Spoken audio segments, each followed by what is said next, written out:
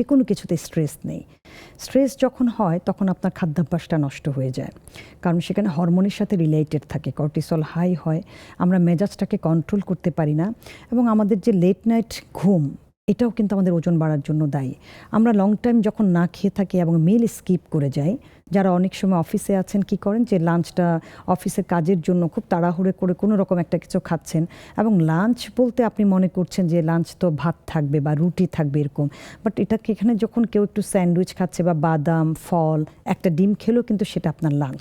So আমার কথা হলো আপনি মিলটাকে স্কিপ করবেন না, যেখানেই থাকেন যেই জিনিসটা পাওয়া যায় সেখান দিয়ে আপনি লাঞ্চটা করে নেন, এটাকে একটু ব্যালেন্স করার চিন্তা করবেন। ভাত মাছ ডাল খেলেই শুধুমাত্র যে ব্যালেন্স হয় এই কথাটাও কিন্তু ভুল, অনেকভাবে আপনি ব্যালেন্স করতে পারেন। একটা এক্সাম্পল দিই, অনেকে সকালবেলা শুধুমাত্র রুটি বা ভাতের বাহিরে কিছু চিন্তা করে না। আমি যেমন বলবো আপনি দই চিরা কলা বা দই চিরা আম খান, সাথে একটা ডিম খান, আপনার পুরো খাবারটা কিন্তু ব্যালেন্স হয়ে গেল।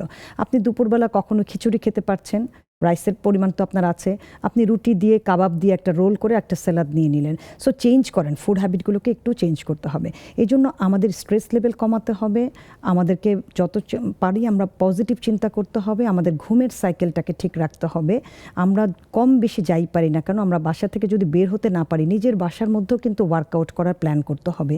সেটা যে কোনো টাইমে, আপনি সকালে না পারেন দুপুরে না পারেন বিকেলে না পারেন রাতে, ওয়ার্কআউটের যে ফিক্সড টাইম সকালেই করতে হবে এমন কোনো কথা নেই। কাজে এই ছোট ছোট জিনিসগুলোর জন্যই ওজন বেড়ে যায়, টাইম পাচ্ছেন না। টাইম ম্যানেজমেন্টটাই অনেক বড় ভুল আমাদের জন্য, আমরা যেহেতু টাইম ম্যানেজ করতে পারি না সে কারণেই আমাদের ওজন বেড়ে যাচ্ছে। আমরা যতজন পেশেন্টের সাথে কথা বলি সবচেয়ে বেশি পায় তিনি টাইম পাচ্ছেন না।